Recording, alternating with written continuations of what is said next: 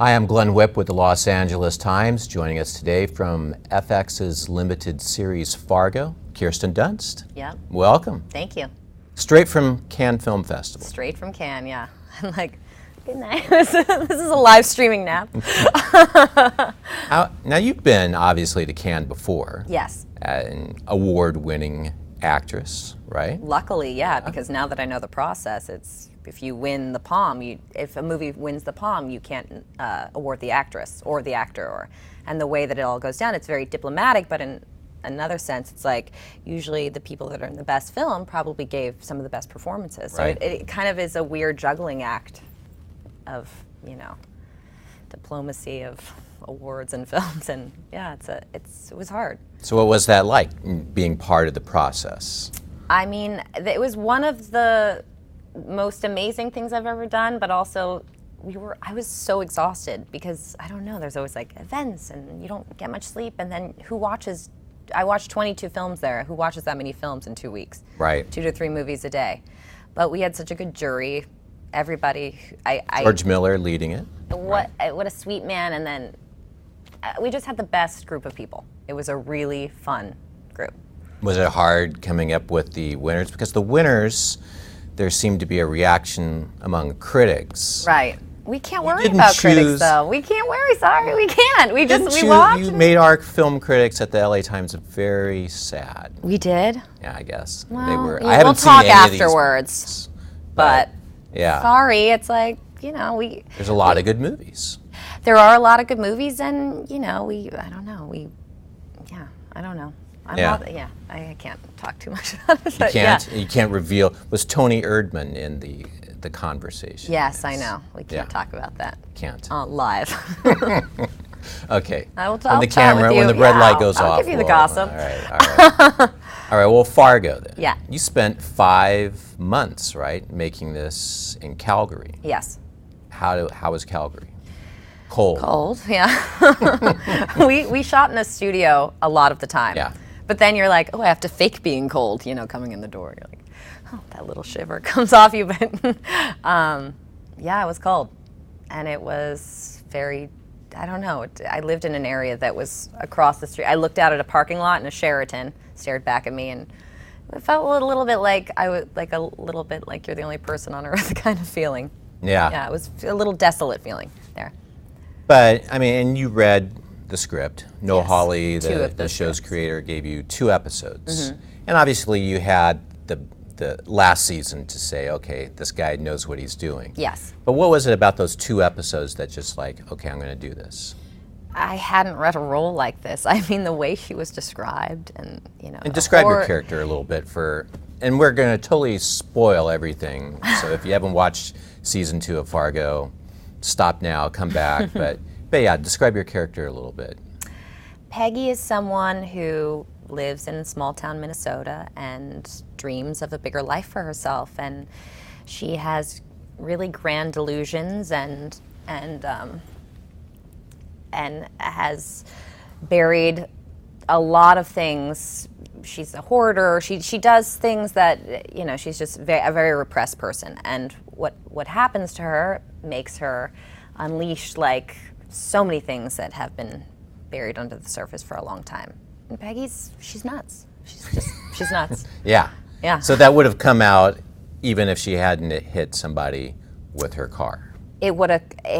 She's bubbling. Like it just is the right person to like unleash it, and that's what. That was the circumstance. What if she had been able to just take that life? What was it called? The LifeSpring seminar. Would that have? She doesn't even need LifeSpring because she's like seeing people and she's getting, She has visions. Illusions, visions. Yes. Yeah. Yeah. And she's married. Yeah, she's married to a very nice young man named Ed, who just all he wants to do is own the butcher shop. Yes. Have some kids. Yeah. Yeah. Yeah. That's all. He wants a simple, nice life. Like everyone else in that town, they're very polite, simple, nice people. Yeah. Not everybody else, but most people. Yeah. You trying to follow the rules of society, and yeah. So his dream kind of gets complicated. Mm-hmm. Yeah. Yeah, by my actions, yes. You obviously, I mean, I think almost every scene in these 10 episodes, and the episodes, it's not like TV where it's like 42-minute episode. These things stretched out to about an hour long. They're FX very elastic in allowing them to tell, okay, this episode needs this much time, which is pretty cool. No, they're amazing. Yeah. They're amazing. And also commercial breaks, like very sensitive to all of that. And I think tomorrow Saturday, I think they're going to stream. Now I'm in stream mode. They're going to air all the episodes again of season 2 tomorrow, like all day long. Yeah. So if anyone hasn't seen it. But you spent a lot of time with the actor playing your husband. I did, Jesse yes, Plemons. yeah. So a lot of time. Yeah. I mean, you guys were in every scene together. Did you probably hadn't met him before, right? I hadn't met him before, but immediately we kind of became best buds because we had to. I mean, that's such a complicated relationship, and we're in every scene together pretty much. And also we work in a very similar way, so it was a very easy working relationship and friendship. And when you say you work in a similar way, what kind of? I think as actors, like we both, I don't know, we both try to just make things as honest as possible, and whatever it takes to do that, we'll do. So you had 2 episodes, but you didn't really know what Peggy's fate was going to be. No, not based on the 2 episodes. But then when I was hired for the job, I then asked Noah so that when I was planning out my character, I knew some sort of, trajectory of where she was going to go, just for my own. Yeah. I could, make my decisions along the way. Did he tell you at all whether she was going to survive the season or not? Because so many people in this series don't. Yeah, he did say she survives, but it was a different ending than he told me that Peggy was going to be in jail, and there was gonna be like a pullout on a beach, like you see the beach, and she finally made it to like L.A. Hollywood. And then, that based on that postcard in the first episode, right? That you catch a glance of in her mirror when she's cleaning off her blood, and so it was that postcard image kind of, and then you pull back, it's like bars in a jail, and she did have that dream of she was asking if she could be tried federally. Yes. So she could. If she was going to go to jail, can it be California? Yeah, can it be a vacation? She wants to see a pelican. She's always trying, yeah. Yeah, I mean. Get it. But. It's sad, I'm going to miss Peggy. Yeah. Yeah. Yeah. Well, I mean, you spent a lot of time with her. I mean, probably more so than any other character you played, right? Yeah, probably. And also because you get new episodes all the time. It's, on a film, you prepare and then you shoot. And this is like constantly preparing and working on things while you're doing it. It's I remember getting strips and like being like, no, what is this? How could she do this? Like rejecting things so hard, and then stepping back and being like, okay, this is amazing actually. But there's I don't know, when you're so in a role and then you're getting this new material, you feel such ownership, and then you feel like someone is, I don't know, messing with you in some way. It's an interesting process. It's more difficult than film to me to get new scripts every few weeks. What was one of the things that you reacted against? Like, no, she wouldn't do this. I'm guessing. I have a guess. Yeah. What do you think? When she and Ed had the bad guy. It's been a while since I've watched it. Oh, with the stabbing and the stabbing. Yes, he's tied up. You need to tie him up because otherwise he's going to kill you. But at the same time, Peggy starts having kind of a little too much fun. Yeah, with the fact that he's captive. Yes, I did think, what? She's now like stabbing people, and then going in like treating him. I mean, that was my vision, is like treat him like a little baby that needs his, right. But she feeds him beans, right? And he had before said, please, no beans. Yeah, but she goes ahead. You're saying that was a little bit of a mothering thing. I kind of took it as, just an extension of the stabbing. Like, I have complete control over you. Well, yeah. I think whatever you perceive it, it's always different for me in my mind and how I perform it. Like, to me, it's like like treating him like a little baby. Feed you your beans, here comes the train. Exactly, yeah. And he was mean to me, so that's why. It's very That's mean why to he you. needed to learn his manners like a little boy. Well, that was, I mean, you said that Peggy is a hoarder. Yes. And we get glimpses of that, certainly in the first few episodes. Yeah, in their basement, it's kind of revealed when she has that. Yeah. Yes, but the basement, and it came in handy, didn't it? I mean, the basement is Peggy's brain, you know, like that's all her. I mean, when I saw that basement set, I was like, wow. Because I know, you don't see the person you're playing for what they actually are and how they're perceived. Like Peggy's decisions were hers and they made total sense to me. But then when you look at her, it's like, when I saw that basement, I was like, oh, right, I'm a complete nut job. That's right. This is how the world, this is writ large here. But it came, as I said, she has to flee to the basement when I am blanking on the character. Dodd. Yeah. So Dodd's, going to kill her. Kill her, yeah. So she hides in the basement, and there are a lot of hiding places. Yes, there are. Yeah, so. Yeah. No.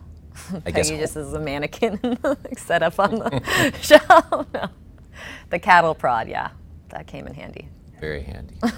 What was your experience like watching the show? I mean, I remember last year I interviewed Billy Bob Thornton and Martin Freeman, and they were just like watching it week to week like everyone else. Because there's so many characters in the show, you couldn't have seen everything going on. No, I didn't at all. And to be honest, playing Peggy, sometimes I didn't even read full episodes. I would just concentrate on what Peggy was doing. But because I have a family that lives close to me, and it was Monday nights, like, pizza, and, I would watch it, but I feel like everyone was talking so much, and then, I don't know, like, tell me you don't die. It's like, it was a conversation during watching it, so. Yeah. You're watching it with your mom? And my brother and his friend and like a girlfriend would come, like whoever, my mom's friends. It was just a Monday night thing that we would do. But it was like candy for me too to see what, how everything looked. And did you go home and watch it by yourself after that? I didn't. I watched maybe like one episode like that, or with a friend that hadn't seen it yet. I'd watch a little bit. And but with me, I'm like, getting people food and drink. Like, I don't really, you really haven't seen it. You need to watch it tomorrow. I've totally seen it. I've seen it. I mean, but just like concentrating on sort of the art and everything of it. I could see what it is. It's so beautiful. It's like cinematically, I was so blown away. I remember the first time I saw the first episode, the first rough cut was before our rap party in Calgary, and I was just like, wow, no, like, look at this is amazing. The way they did the split screens and the music. Split screens. It was so well crafted, and I know they used lenses from the 70s, which I didn't even know when I was filming it, and I was like, how does this look so good? We didn't even shoot on film, and like, yeah. Did you know all the split screen stuff? I mean, no, that was after. Yeah. That was after the fact. There was nothing in the script that gave you that imagery at all. No. I'm getting like really happy remembering the split screens right now. Yeah, it's great. Because it was so well shot. So and our camera operator, our DP, everyone is so solid on this crew. Very period, 1979. What would you're born 80s. Yeah. What would you have liked about living as an adult in 1979? I don't know, because I've done a few movies in the 70s actually. Yeah. High-waisted jeans. Really? I like high-waisted jeans. You were liking those, okay. I don't know. I think the lack of like phones and all this, stuff that like we have to keep up with. Like, we're live streaming right now. We have Twitter and we have Instagram. It's all that stuff really muddles the brain. Right. Like, I don't even know where my pictures are, or I definitely don't sign up for the cloud. I never do that. But a photo album. But this like concept of physical media. Yeah, you know how many computers I have in drawers that are old computers I've not backed up, and it's just, I don't know. But I'm bad with technology. I'm not like the best.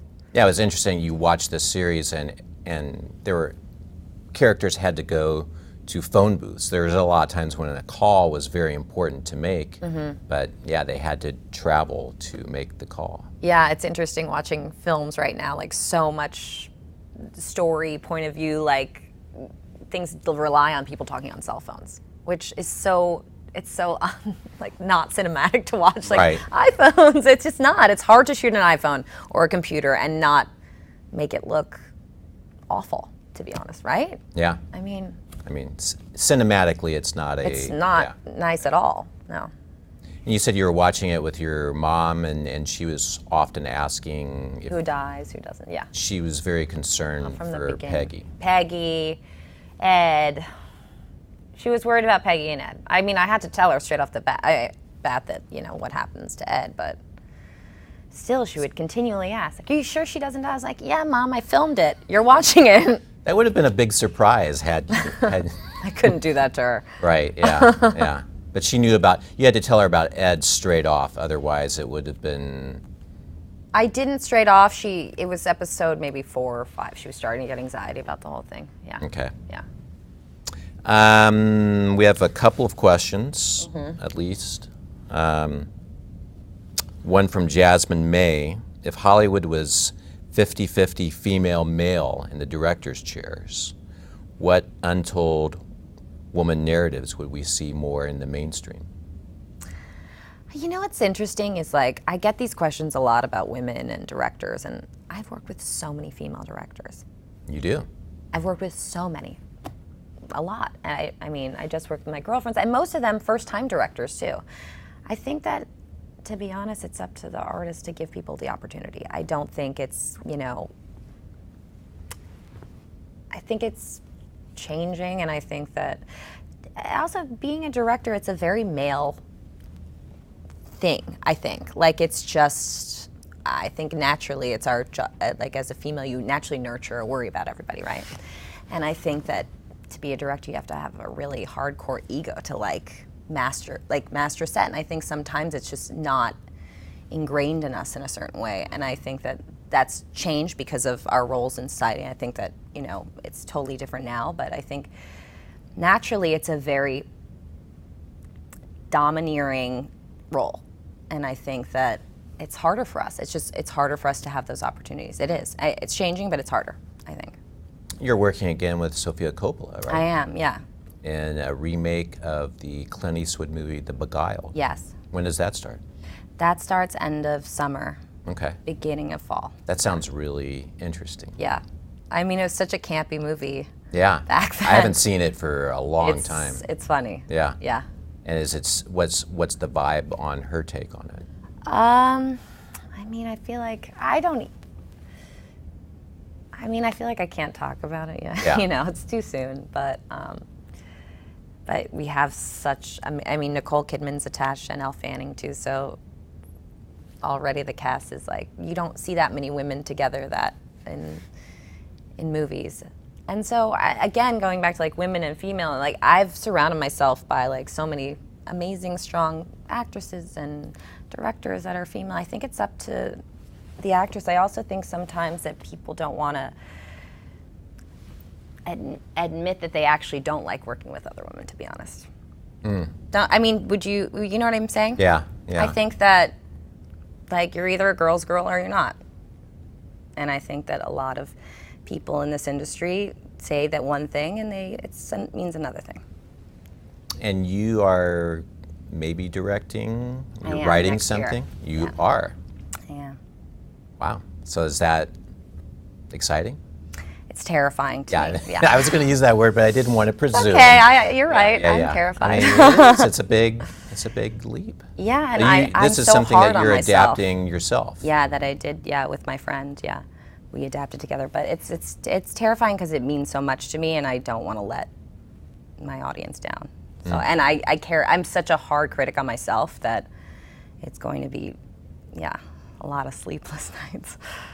But next year. Next year, yeah. And is that because you're still working on it now, getting it, just because of timing. Timing. Yeah. Dark comedy? No, I mean, I don't want to talk about it. Yeah. Stop stressing me out. Just all right. It's next year. Yeah. What do you have months to think about it, and I guess months to talk about it with. Sometime when it's ready, when you're ready. Yes. Yeah.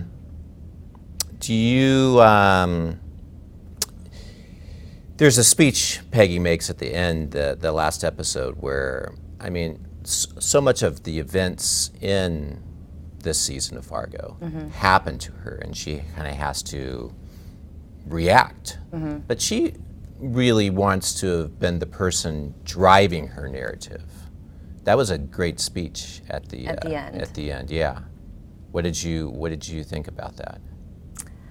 Because it was really revealing of the character. Yeah, I know. I think it's just like how unfair life is for her as a woman, and what she's been through, and also like, you know, her logic, she didn't kill anybody, you know? That's her logic. And also I think the trauma of Ed dying, and it just totally flipped her out. I feel so bad for Peggy, you know? And right. Yeah, it made me very sad for her, that end speech.